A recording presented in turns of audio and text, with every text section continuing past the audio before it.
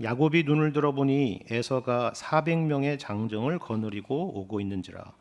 그의 자식들을 나누어 레아와 라헬과 두 여종에게 맡기고 여종들과 그들의 자식들은 앞에 두고 레아와 그의 자식들은 다음에 두고 라헬과 요셉은 뒤에 두고 자기는 그들 앞에서 나아가되 몸을 7번 땅에 굽히며 그의 형 에서에게 가까이 가니 에서가 달려와서 그를 맞이하여 안고 목을 어긋맞추어 그와 입 맞추고 서로 우니라. 에서가 눈을 들어 여인들과 자식들을 보고 묻되 너와 함께한 이들은 누구냐? 야곱이 이르되 하나님이 주의 종에게 은혜로 주신 자식들이니이다. 그때 여종들이 그의 자식들과 더불어 나와 절하고 레아도 그의 자식들과 더불어 나와 절하고 그 후에 요셉이 라헬과 더불어 나와 절하니 에서가 또 이르되 내가 만난 바 이 모든 때는 무슨 까닭이냐? 야곱이 이르되 내 주께 은혜를 입으려 함이니이다. 에서가 이르되 내 동생아 내게 있는 것이 족하니 내 소유는 내게 두라. 야곱이 이르되 그렇지 아니하니이다. 내가 형님의 눈앞에서 은혜를 입었사오면 청하건대 내 손에서 이 예물을 받으소서. 내가 형님의 얼굴을 배운즉 하나님의 얼굴을 본 것 같사오며 형님도 나를 기뻐하심이니이다. 하나님이 내게 은혜를 베푸셨고 내 소유도 족하오니 청하건대 내가 형님께 드리는 예물을 받으소서 하고 그에게 강권함에 받으니라. 에서가 이르되 우리가 떠나자 내가 너와 동행하리라. 야곱이 그에게 이르되 내 주도 아시거니와 자식들은 연약하고 내게 있는 양떼와 소가 새끼를 데리고 있은즉 하루만 지나치게 물면 모든 떼가 죽으리니 청하건대 내 주는 종보다 앞서가소서. 나는 앞에 가는 가축과 자식들의 걸음대로 천천히 인도하여 세일로 가서 내 주께 나아가리이다. 에서가 이르되 내가 내 종 몇 사람을 내게 머물게 하리라. 야곱이 이르되 어찌하여 그리하리까? 나로 내 주께 은혜를 얻게 하소서 하매 이날에 에서는 세일로 돌아가고 야곱은 숫곳에 이르러 자기를 위하여 집을 짓고 그의 가축을 위하여 우릿간을 지었으므로 그 땅 이름을 숫곳이라 부르더라. 야곱이 밧단 아람에서부터 평안히 가나안 땅 세겜 성읍에 이르러 그 성읍 앞에 장막을 치고 그가 장막을 친 밭을 세겜의 아버지 하몰의 아들들의 손에서 백크시타에 샀으며 거기에 제단을 쌓고 그 이름을 엘 엘로에 이스라엘이라 불렀더라. 아멘. 오늘 설교의 제목은 여러분 보시는 것처럼 하나님의 얼굴이 보입니다 라는 건데요. 이거는 야곱이 했던 말이죠. 여러분 10절 말씀을 다시 보시면 야곱이 형 에서를 만나서 이렇게 말하지 않습니까? 야곱이 이르되 그렇지 아니하니이다. 내가 형님의 눈앞에서 은혜를 입었사오면 청하건대 내 손에서 이 예물을 받으소서. 내가 형님의 얼굴을 배운즉 하나님의 얼굴을 본 것 같사오며 형님도 나를 기뻐하심이니이다. 이렇게 말하죠. 무슨 말입니까? 형님의 얼굴에서 하나님의 얼굴을 보는 것 같다. 그런 것입니다. 근데 형님이 누구예요? 야곱에게 있어서 형 에서라는 존재는 과거에 자신의 어리석은 행동에 대한 미안함이자 또 그 일로 야기된 공포요 그리고 두려움의 대상이죠.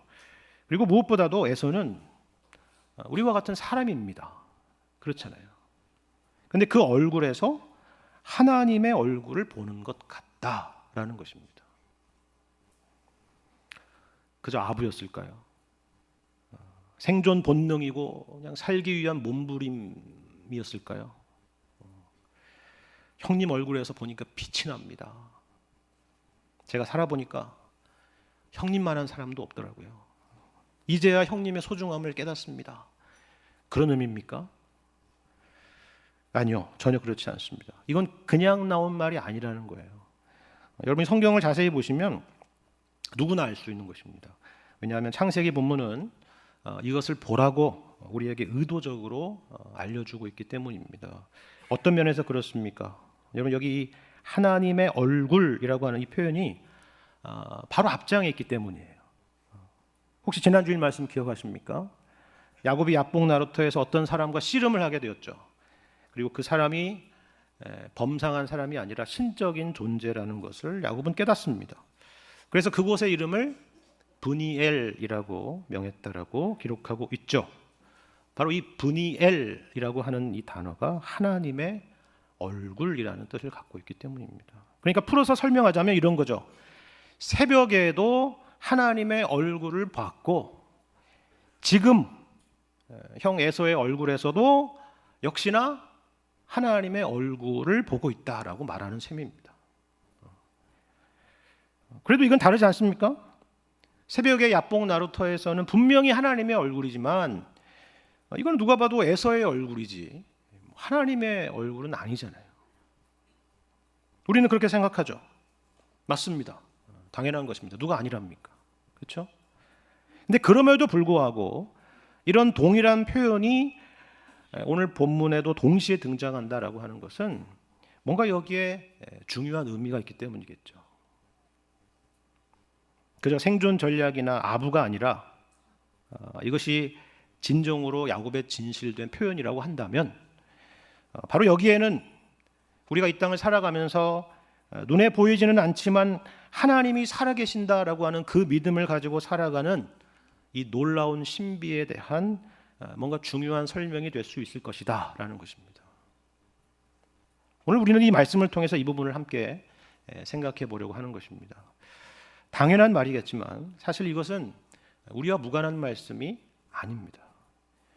우리가 왜 오늘 이 시간에 이 자리에 있습니까? 하나님의 존재와 하나님의 살아계심과 하나님의 일하심을 믿고 있기 때문이죠. 물론 믿음의 정도는 우리 가운데 다양할 수가 있습니다. 심지어 어떤 분은 아직 믿음이 없는 분도 이 자리에 계실 것이고 또 어떤 분은 교회에 오랜 시간 다녔지만 신앙이 그만큼 크지 못한 분도 계실 것입니다. 괜찮습니다. 그래서 교회가 있는 것이죠. 하나님께서 그런 이유로 교회를 이 땅 가운데 주신 것입니다. 우리에게 복음을 알게 하시고 믿게 하시고 그 믿음이 자라도록 하시기 위해서 이 땅 가운데 세우신 곳이 바로 교회이기 때문입니다. 그래도 이 자리에 계신 대부분의 성도님들은 오늘 이 예배의 자리에 있는 것은 하나님을 믿고 있기 때문이라고 말할 것입니다. 그렇지 않다면 이 좋은 가을날에 이렇게 가까이 모여가지고 이런 시간을 갖지는 않을 것이다라는 것이죠. 그런데 우리는 살아가면서 이런 질문을 받고 살아가죠. 물론 우리에게 직접적으로 묻는 사람도 있고 그렇지 않은 사람도 있지만은 우리는 늘 정말 하나님이 살아계신가라고 하는 질문 가운데 살아갑니다. 안 믿는 사람들 입장에서 보자면 이게 얼마나 신기한 일이에요. 그렇죠? 하나님이 눈에 보이지도 않는데 하나님을 믿고 또 하나님을 섬긴다라고 하니까 이게 얼마나 참 이해도 안 되고 기가 막힌 일입니까? 그래서 참 재미있는 것이 믿는 사람이든 믿지 않는 사람이든 서로를 불쌍하게 여긴다는 겁니다. 믿는 우리는 믿지 않고 살아가는 수많은 사람들을 보고 불쌍히 여깁니다. 아니 이렇게 하나님이 살아계신데 저 사람도 복음을 듣고 저 사람도 예수님을 믿고 구원을 받아야 될 텐데 라고 하는 그런 안타까움이 있죠. 그렇죠? 근데 반대로 안 믿는 사람들은 어떻습니까? 우리를 불쌍하게 봐요. 종교에 빠졌구나. 사기꾼 같은 목사한테 속아가지고 저렇게 주일마다 주일으로 안 하죠. 일요일마다 쉬는 날마다 교회에 가는구나. 원래 저런 사람이 아니었는데 참 상식적인 분이셨는데 그렇다. 안타깝다 그렇게 말합니다. 충분히 이해할 수 있는 일이다. 충분히 이해할 수 있는 일이에요. 하나님이 눈에 보이지 않기 때문이죠. 그렇다면 우리는 우리 스스로에게도 물어야 될 겁니다. 우리는 정말 하나님을 봤습니까? 하나님의 얼굴을 여러분 보셨어요? 그렇지 않다면 우리는 왜 지금 이 자리에 있는 것입니까?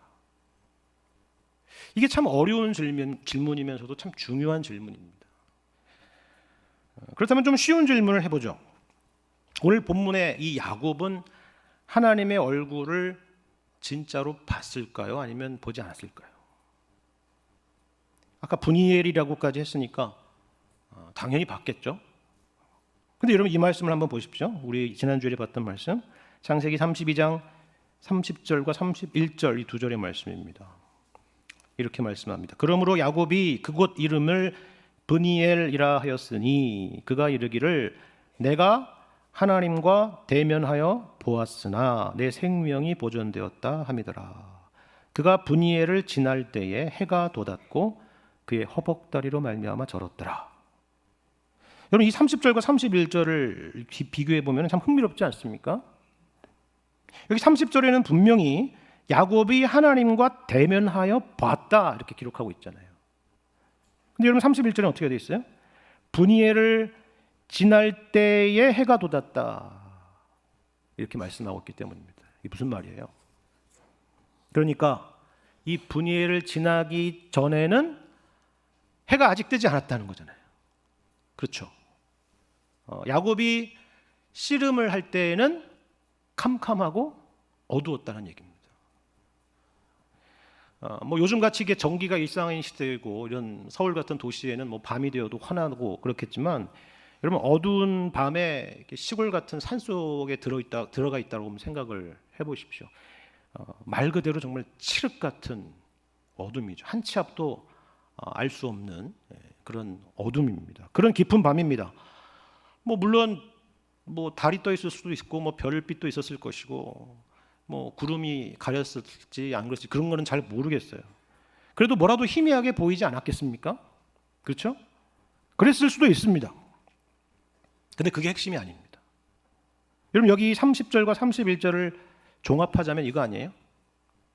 하나는 하나님을 본 것은 분명하다. 아니 본 것을 넘어서 그 하나님과 씨름까지 하지 않았느냐 이거죠. 근데 또 하나는 뭐예요? 그렇지만 그 얼굴을 정확히 묘사할 수는 없다. 이거 아닙니까? 그렇다면 이것은 단지 야곱만의 경험이 아니라 우리 모두의 경험이라고도 할 수가 있는 것이죠. 우리도 인생 가운데 하나님을 만났기 때문에 이 자리에 있는 것입니다. 그렇잖아요. 근데 누군가가 그래 네가 만난 하나님이 어떤 분이신지를 한번 묘사해봐라. 그 생김새가 어떤지 한번 설명해봐라 라고 한다면 우리는 거기에 대해서는 설명할 수는 없을 겁니다. 무슨 말인지 아시겠죠? 하나님이 어떤 분이신지에 대해서는 우리는 얼마든지 말할 수 있습니다. 우리는 성경에 기록된 하나님의 말씀을 믿기 때문이죠. 뿐만 아니라 그런 객관적인 증거만이 아니라 야곱과 같이 하나님을 인격적으로 만난 그런 주관적인 경험도 우리는 말할 수가 있을 겁니다. 하지만 그 하나님이 어떤 모습을 띠고 있는지, 예수님의 외모는 어떠한지 우리는 말할 수 없습니다. 알 수 없죠. 무슨 말인지 아시겠습니까? 이 두 가지가 상반된 게 아니라는 거예요. 이상한 게 아니라는 것입니다. 지극히 정상이라는 것입니다. 여러분 예수님의 제자 중에서 그 누구보다도 예수님 곁에서 가장 가까이에 있었던 제자 중에 한 사람이 있죠. 베드로입니다. 예수님의 수제자입니다. 그런데 그 베드로가 예수님을 한 번도 직접 본 적도 없고 만난 적도 없는 그 초대교회 성도들에게 뭐라고 말하는지 한번 보십시오. 베드로전서 1장 8절과 9절을 보면 이렇게 기록하고 있습니다. 예수를 너희가 보지 못하였으나 사랑하는도다. 이제도 보지 못하나 믿고 말할 수 없는 영광스러운 즐거움으로 기뻐하니 믿음의 결국 곧 영혼의 구원을 받음이라 말씀하죠. 놀라운 말씀 아니에요? 예수님을 본 적도 없고 직접 만난 적도 없으면서도 이 초대교회 성도들이 어떻게 해요? 그 예수님을 사랑하고 있고 믿고 있고 또 말할 수 없는 영광스러운 즐거움으로 기뻐하고 있답니다.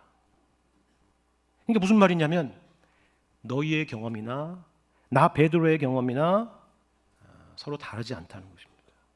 똑같다는 거예요. 하나님은 지금도 이렇게 우리를 만나시고 우리 가운데 일하시고 역사하신다라는 것입니다. 야곱의 하나님이 곧 우리의 하나님이시고 베드로의 예수님이 곧 우리의 예수님이시다라는 거죠. 이것을 기억하라는 것입니다. 그렇다면 야곱이 하나님을 만났던 이 사건만이 아니라 이후에 오늘 우리가 본문 말씀에서 보는 것처럼 에서의 얼굴에서 하나님의 얼굴을 보는 것 같았다라고 하는 것은 또 어떤 의미일까요? 오늘 본문의 사건이 이 분이엘 사건과 연속적으로 이어지는 이유는 무엇입니까? 하나님을 만난 것과 에서를 만난 것은 서로 어떻게 연결되어 있는 걸까요? 먼저 여러분 이 야곱의 여정이 하나님께서 말씀하신 가나안 땅을 향한 여정이라는 것을 우리가 염두에 둘 필요가 있습니다. 제가 이전에도 말씀드렸고 항상 강조하지만 이 하나님의 부르심이라고 하는 것은 단지 무슨 물리적인 변화이거나 아니면 지리적인 이동이 아니다라고 말씀을 드렸죠. 여기서 제일 중요한 것은 하나님이 부르셨다는 것에 있다라고 말씀드렸습니다. 내 생각과 내 뜻을 내려놓고 그 하나님의 말씀에 순종하는 것, 그 순종 가운데 나아가는 것이 하나님의 부르심에 있어서 가장 중요한 것이며 본질적인 것이다라고 말씀을 드렸습니다. 그러니까 이 본문의 사건도 마찬가지예요. 물론 가나안 땅으로 가는 것은 당연히 지리적인 이동이고 그것은 분명하지만 다만 지리적인 이동이 아니라는 거죠. 자, 여러분이 보시면 이 말씀을 쭉 살펴보시면 야곱이 가는 곳마다 그 지역의 어떤 지리적인 차원이 아니라 영적인 차원으로서 그 이름을 짓고 있는 것을 보실 수 있을 겁니다. 여러분 기억하세요? 베델, 마하나임, 그리고 아까 말씀드렸던 브니엘, 그리고 오늘 본문에 등장하는 엘 엘로에 이스라엘, 모두 마찬가지입니다. 이런 식의 이름입니다. 이 이름들은 뭐 서울, 대전, 부산 뭐 이런 이름들이 아니잖아요. 모두 다 그 지명, 야곱이 지었던 그 이름 하나하나에 영적인 맥락이 담겨 있는 것입니다. 무슨 말이에요? 하나님의 부르심이라고 하는 것은 이처럼 우리가 어디를 가고 어떤 일을 하고 이런 것들이 중요한 것이 아니라 우리 인생의 모든 과정 속에서 하나님의 일하심과 인도하심에 대한 고백과 내용을 갖는 것이 중요한 것이다, 그 얘기입니다. 그리고 이런 맥락에서 형 에서와의 만남이 있는 것이죠. 그렇지 않다면 형을 피해서 우회해서 가거나 아니면 하나님께서 에서의 문제를 알아서 해결하셨을 것입니다.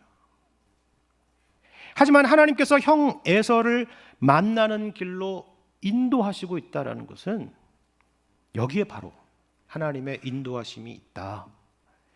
에서를 만나는 것이 곧 약속의 땅으로 가는 것이다. 이것이 바로 약속의 땅 하나님 나라에서 있어야 될 일이다. 이것이 바로 교회다. 그렇게 말하는 셈입니다. 이거는 예수님께서 이렇게 말씀하신 것과 같아요. 마태복음 5장 23절과 24절을 보시면요, 예수님이 이렇게 말씀하시죠. 그러므로 예물을 제단에 드리려다가 거기서 내 형제에게 원망 들을 만한 일이 있는 것이 생각나거든 예물을 제단 앞에 두고 먼저 가서 형제와 화목하고 그 후에 와서 예물을 드리라 하는 것입니다. 무슨 말이에요? 나 혼자 예배 잘 드리면 된다. 하나님과의 관계에만 나는 집중하면 된다. 그러면 안 된다는 겁니다. 나에게 야복나루터 사건이면 충분하다. 나는 거기서 하나님과 씨름했고 거기서 이스라엘이라고 하는 이름을 받았고 새로운 정체성이 나는 생겼으니까 그것으로 충분하다. 나는 구원받았다. 나는 하나님의 자녀다. 이거면 됐다. 그러면 안 된다는 것입니다. 여러분, 십계명이 무엇입니까? 하나님을 사랑하고 아니죠. 하나님을 사랑하고 이웃을 사랑하라는 것이죠. 이것이 하나님의 복되신 뜻이라는 것입니다. 그 뜻대로 살아가는 것, 그것은 야곱만이 아니라 우리 모두가 부름받은 하나님의 부르심이다라는 것이죠. 오늘 본문 역시 마찬가지 흐름 아닙니까? 야곱이 제단을 쌓고 예배를 드린 것은요, 오늘 본문 마지막 절에 있습니다. 에서와 화해하고 화평한 이후에 예배가 있었다는 것을 보여주는 셈이죠. 이것이 바로 하나님께서 우리에게 요구하시는 삶이고 부르심이라는 사실입니다. 물론 말처럼 쉬운 일은 아닙니다. 어떻게 보면은 하나님 앞에 우리의 못난 것들을 회개하고 그 회개의 기도를 드리는 것이 더 쉬울 수 있겠죠. 그저 자신의 과거의 그런 실수와 잘못된 것들을 하나님이 용서해 주시고 하나님이 그의 마음 가운데 화평을 주시고 잊혀지기를 바라는 것이 우리에겐 더 쉬울 수가 있습니다. 우리는 그러고 싶어요. 그렇지 않습니까? 그런데 때로는 하나님께서 그 불편한 현실과 우리를 마주하게 하시는 것을 경험하는 것입니다. 근데 그냥 보내시는 것이 아니라 그냥 우리의 엉덩이를 걷어차고 그래 마주해 이렇게 하시는 것이 아니라 그 현실을 마주할 용기까지도 주시는 것입니다. 여러분 오늘 본문 말씀이 바로 그겁니다. 여기 야곱의 모습을 보세요. 모두 다 공감할 모습 아닙니까? 그럼 1절을 보니까 야곱이 눈을 들어보니까 에서가 보였다고 기록하고 있습니다. 저 멀리서 400명의 장정들과 함께 흙먼지를 날리면서 다가오는 것이 보이는 거죠. 올 게 왔구나 그랬을 겁니다. 그죠?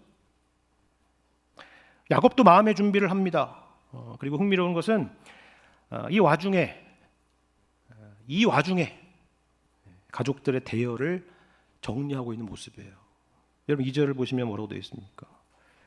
여종들과 그들의 자식들은 앞에 두고 레아와 그의 자식들은 다음에 두고 라헬과 요셉은 뒤에 두었다 이렇게 기록하고 있죠. 이 와중에 여러분 이 장면을 한번 상상해 보세요. 마치 군대 연병장에서 갑작스럽게 방문하는 아주 높은 지휘관을 맞이하기 위해서 긴장하며 그 대열을 정리하고 있는 모습 같지 않습니까? 그렇죠? 어떻게 보면 참 우스꽝스럽게 보이기도 하고 짠하기도 하고 인간적인 연민이 느껴지는 그런 야곱의 긴장된 모습입니다. 그 모습이 그대로 담겨 있어요. 그동안 이 야곱의 양심을 무겁게 짓누르던 것이 무엇이었는가를 볼 수 있는 그런 모습입니다. 하지만 야곱은 이번에는 비겁하지 않았고 오히려 용기를 냅니다. 그럼 3절을 보시면 야곱이 그들 앞에 나가서 에서를 맞았다라고 기록하고 있죠. 그리고 몸을 7번이나 굽혀서 절하고 있습니다. 여기에는 분명히 여러 가지 복잡한 마음이 있겠죠. 물론 살고자 하는 마음도 없지는 않았겠지만 오히려 여기에는 자신의 과거의 잘못에 대한 진심 어린 뉘우침이 담겨 있었을 것입니다. 울었다고 하는 것이 그거 아닐까요? 그렇죠? 그런데 놀라운 것은 이거 아닙니까? 에서도 마찬가지로 이 모습을 보고 울었다는 겁니다. 여러분 4절을 보시면 그래서 이렇게 기록하고 있죠. 에서가 달려와서 누가요? 에서가 달려왔다는 거예요. 그죠? 에서가 달려와서 그를 맞이하여 안고 목을 어긋맞추어 그와 입 맞추고 서로 우니라 라고 되어 있어요. 참 감격스러운 장면이죠. 그런데 여러분 잘 한번 이 말씀을 보세요. 이 말씀, 이 4절 말씀, 이 장면, 이 표현 여러분 어디서 많이 본 표현 같지 않아요? 신약 성경에서? 복음서에서? 맞습니다. 우리가 잘 아는 누가복음 15장에 등장하는 탕자의 비유에서 아버지가 돌아온 탕자에게 했던 바로 그 모습입니다. 동일한 표현이에요. 그래서 데리 키드너라고 하는 구약학자는요, 이 구절을 주석하면서 이렇게 말해요. 형 에서와 동생 야곱의 이러한 모습에서 죄책감이라고 하는 것과 용서라고 하는 것이 너무나도 분명하고 극명하게 드러나서 우리 예수님께서 비유의 말씀을 하실 때에 탕자의 아버지로서 이 에서보다 더 나은 모델을 찾지 못했을 거다. 그런 얘기입니다. 참 재미있는 설명이죠. 그렇죠? 근데 우리가 놀라는 것은 우리가 놀라는 것은 이것만이 아닙니다. 우리가 진짜 놀라는 것은 이거죠. 도대체 에서가 어떻게 변했을까 하는 것이죠. 누구도 상상하지 못했던 모습이잖아요. 에서의 모습에서 하나님의 얼굴을 보다니 너무 놀라운 일 아닙니까? 근데 바로 여기에 그 해답이 있습니다. 야곱이 어떻게 이런 말을 하게 됐는지 아십니까? 그 이유는 에서 자신에게 있지 않았다는 것입니다. 바로 하나님께서 형 에서의 마음 가운데 역사하셨다라는 것을 깨닫게 되었다라는 것이죠. 이것이 바로 형님의 얼굴에서 하나님의 얼굴을 보는 것 같다라는 것의 의미입니다. 물론 언제부터 에서의 마음이 동생 야곱에게 유해졌는지는 우리는 잘 알지 못합니다. 처음부터 아니면 오래전부터 용서할 마음이 있었던 것인지, 아니면 라반처럼 이 야곱을 쫓아오는 길에 꿈에 나타나서 경고를 하나님께서 하셔서 그랬던 것인지, 아니면 이 야곱과 자식들을 보면서 마음이 바뀐 것인지 우리는 모릅니다. 성경은 거기에 대해서 아무런 정보를 주고 있지 않으니까요. 하지만 분명한 사실은 하나님께서 에서의 마음을 바꾸셨다라는 사실이죠. 그것이 아니고서는 이것을 설명할 수가 없다는 것입니다. 이것이 바로 형님의 얼굴에서 하나님의 얼굴을 보는 것 같다라는 것의 의미입니다. 그리고 이 표현이 어떤 맥락에 있었는지를 한번 보세요. 이게 단지 형 귀에 듣기 좋은 소리를 하기 위해서 하는 것이 아니라는 이유가 바로 여기에 있습니다. 야곱은 형에게 엄청난 예물을 준비하죠. 그리고 이것이 어떤 의미로 지금 자신에게 전달되는 것인지를 모를 리가 없는 형 에서는 당연히 거절을 합니다. 왜냐하면 이 용서와 화해라고 하는 것이 다만 물질적인 거래로 환원되는 것을 이 에서는 원치 않았기 때문일 것입니다.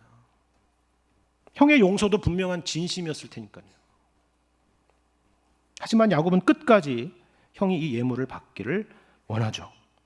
그 이유가 바로 여기에 있습니다. 여러분 10절과 11절 말씀을 다시 보시겠습니까? 제가 읽겠습니다. 야곱이 이르되 그렇지 아니하니이다. 내가 형님의 눈앞에서 은혜를 입었사오면 청하건대 내 손에서 이 예물을 받으소서. 내가 형님의 얼굴을 배운즉 하나님의 얼굴을 본 것 같사오며 형님도 나를 기뻐하심이니이다. 하나님이 내게 은혜를 베푸셨고 내 소유도 조카오니 청하건대 내가 형님께 드리는 예물을 받으소서 하고 그에게 강권함에 받으니라. 이렇게 되어 있죠. 무슨 말입니까? 이 모든 대화를 감싸고 있는 단어가 하나 있다면 은혜일 겁니다. 그렇죠? 은혜예요. 사실 에서가 야곱에게 분노하고 그리고 과거에 잘못한 일에 대해서 보복하려고 하는 것은 어떤 의미에서는 정당한 일 아닙니까? 우리가 흔히 맞아도 싸다 이런 표현이 있잖아요. 그렇죠? 사실 에서가 그렇게 해도 야곱은 할 말이 없는 겁니다. 야곱은 그걸 각오하고 지금 만나는 거예요. 아시잖아요. 내가 이렇게 만나서 죽을 수도 있다라는 생각으로 만난 겁니다. 그런데 그럼에도 불구하고 용서해 주는 것은 분명히 은혜라는 것입니다. 그리고 이러한 은혜의 원천은 하나님이신 것을 기억하는 것이죠. 그래서 형의 얼굴에서 하나님의 얼굴을 보는 것입니다. 더군다나 지금 야곱이 형님에게 드리려고 하는 이 예물도 내 노력의 결과가 아니라 하나님의 은혜였으니 이제 그 은혜를 나누려고 하는 것은 형님의 용서에 대한 용서의 대가가 아니라 지극히 당연한 일이 아니냐라고 말하고 있는 것입니다.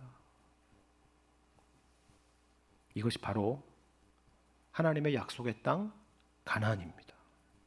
그리고 이것이 바로 하나님의 나라요 천국이죠. 은혜가 넘치는 곳입니다. 하나님께서 우리를 그리스도 안에서 구원하셔서 부르신 은혜의 공동체, 바로 교회의 모습입니다. 우리는 서로의 모습에서 하나님의 얼굴을 볼 수 있어야 됩니다. 서로의 얼굴에서 하나님의 용서와 하나님의 은혜를 읽을 수 있어야 되죠. 에서도 할 수 있었다면 우리처럼 하나님의 크신 은혜로 우리 죄를 용서받은 그 은혜를 받은 그 구원을 받은 우리가 못할 이유가 없는 것입니다. 그리고 이것이 바로 교회입니다. 우리 주님께서 그 일을 위해서 교회를 세우셨습니다. 교회가 바로 주님의 몸이요 주님의 얼굴이기 때문입니다. 그래서 여러분 요한일서 4장을 보시면 사도 요한이 이렇게 권면하지 않습니까? 요한일서 4장 11절부터 13절 말씀을 제가 읽겠습니다. 사랑하는 자들아 하나님이 이같이 우리를 사랑하셨은즉 우리도 서로 사랑하는 것이 마땅하도다. 어느 때나 하나님을 본 사람이 없으되 만일 우리가 서로 사랑하면 하나님이 우리 안에 거하시고 그의 사랑이 우리 안에 온전히 이루어지느니라. 그의 성령을 우리에게 주심으로 우리가 그의 안에 거하고 그가 우리 안에 거하시는 줄을 아느니라. 그렇죠. 뭐라고요? 지금까지 하나님을 본 사람은 없지만 만일에 우리가 서로 사랑한다면 서로 용납하고 이해하고 품을 수 있다면 하나님이 우리 안에 거하시고 그의 사랑이 우리 안에서 온전히 이루어진다라는 것입니다. 그리고 우리를 통해서 하나님이 우리 안에 거하시는 줄을 안다라는 것입니다. 이게 오늘 말씀 아닙니까? 맞습니다. 어느 때나 하나님을 본 사람은 없습니다. 하지만 우리가 하나님을 알고 하나님을 믿고 또 이 시간 하나님을 예배하고 있지 않습니까? 어떻게 일이 가능했을까요? 그 누군가를 통해서죠. 누군가의 모습을 통해서, 누군가 전해준 복음을 통해서, 누군가의 사랑과 섬김과 헌신을 통해서 정말 하나님이 살아계신 거 아닐까? 정말 하나님이 존재하는 게 아닐까? 그렇게 여러분 생각하지 않게 되었습니까? 오늘 말씀대로 하자면 누군가의 모습에서 하나님의 얼굴을, 하나님의 어떠하심을 볼 수 있지 않았느냐 하는 것입니다. 교회가 그래야 된다는 것입니다. 저와 여러분이 그러한 존재로 교회 가운데 그리고 세상 앞에 있다는 것을 기억해야 된다라는 것이죠. 물론 우리는 완벽할 수 없습니다. 본문의 야곱도 마찬가지 아닙니까? 여러분 12절을 보시면 이제는 에서가 야곱의 보호자가 될 것을 자처합니다. 그리고 혹시 그것이 부담된다면 자신의 종 몇 사람을 붙여주겠다라고 이렇게 제안을 하죠. 야곱은 거절합니다. 물론 이해할 수 있습니다. 사람의 마음이 언제 어떻게 바뀔지 어떻게 합니까? 오늘은 이렇게 행복한 시간이지만 내일 어떻게 바뀔지 모르잖아요. 그렇죠? 이해할 수 있습니다. 아니면 야곱에게 있어서 사람을 의지하지 아니려고 하는 마음이 그의 마음 가운데 있었을 수도 있습니다. 그럼에도 불구하고 한 가지 아쉬운 것은 무엇입니까? 그래도 거짓말은 하지 않았어야 되지 않느냐라는 거죠. 여러분 14절을 보시면요, 나중에 형이 있는 세일로 갈 거라고 이렇게 말하지 않습니까? 거짓말이죠.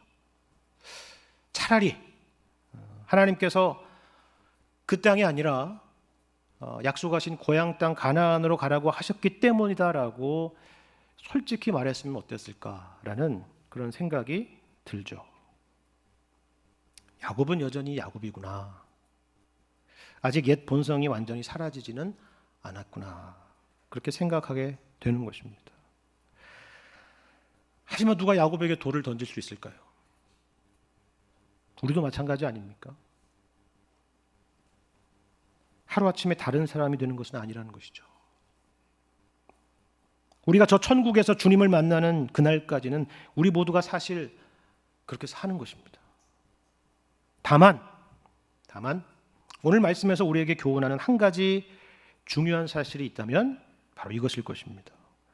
보시는 것처럼 야곱은 숫곳을 거쳐서 세겜이라는 땅으로 가게 됩니다. 그런데 이 기나긴 야곱의 여정을 정리하면서 한마디로 요약하는 이 말씀을 한번 보세요.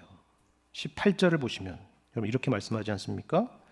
야곱이 밧단 아람에서부터 평안히 가나안 땅 세겜 성읍에 이르렀다라는 것입니다. 이건 그냥 지나칠 수 있는 말씀이지만 사실 여기에 중요한 메시지가 담겨 있습니다. 야곱은 20년 전에 고향 땅을 도망치듯 떠나올 때에 전혀 이 그림을 상상하지 못했을 것입니다. 그리고 밧단 아람의 외삼촌 집에서 그토록 내일을 알 수 없는 고생스러운 시간을 보낼 때에도 마찬가지였겠죠. 죽일 듯이 쫓아오는 라반을 만났을 때나 그리고 형 에서를 만났을 때도 역시 마찬가지 아니었겠습니까? 하지만 그럼에도 불구하고 하나님께서 약속하신 대로 안전하게 평안히 드디어 바로 그 땅 가나안에 들어서게 되었다라는 그런 의미입니다. 우리는 실패해도 우리는 업앤다운이 있고 우리의 감정은 요동쳐도 하나님은 언제나 신실하시다라는 것이죠. 우리의 운명은 우리에게 있는 것이 아니라 하나님의 신실하심에 있다라고 말씀하는 것입니다. 우리는 오직 그것을 의지하며 그것을 바라보며 한 걸음 한 걸음 나아가는 것입니다. 이것이 바로 교회입니다. 이것이 우리를 부르신 하나님의 부르심이죠. 오늘 본문과 같이 극적인 화해도 있고 용서도 있고 눈물도 있고 감격도 있고 드라마틱한 경험도 있겠지만 때로는 우리는 서로에게 실망스러운 모습을 보일 때도 있을 겁니다. 우리는 아직 완전하지 않기 때문입니다. 하지만 하나님은 언제나 신실하신 하나님이십니다. 우리를 포기하지 않으시고 붙들고 계시며 마침내 우리를 인도하실 분이십니다. 그것을 함께 바라보며 나아가는 것입니다. 그리고 그렇게 함께 나아가자고 서로 격려하고 서로 등 두드려주고 기도해 주는 것이 바로 교회입니다. 서로를 바라보지만 또 그 무엇보다도 함께 하나님을 바라보는 것이 교회이기 때문입니다. 이 거룩한 부르심 가운데 우리가 있다는 사실 여러분 기억하시고 서로를 용납하고 주님께서 우리에게 베풀어 주신 그 은혜들을 나누며 또 함께 하나님 나라의 백성으로서 그 나라를 기쁨으로 섬기실 수 있는 여러분과 제가 되기를 주님의 이름으로 간절히 축원합니다.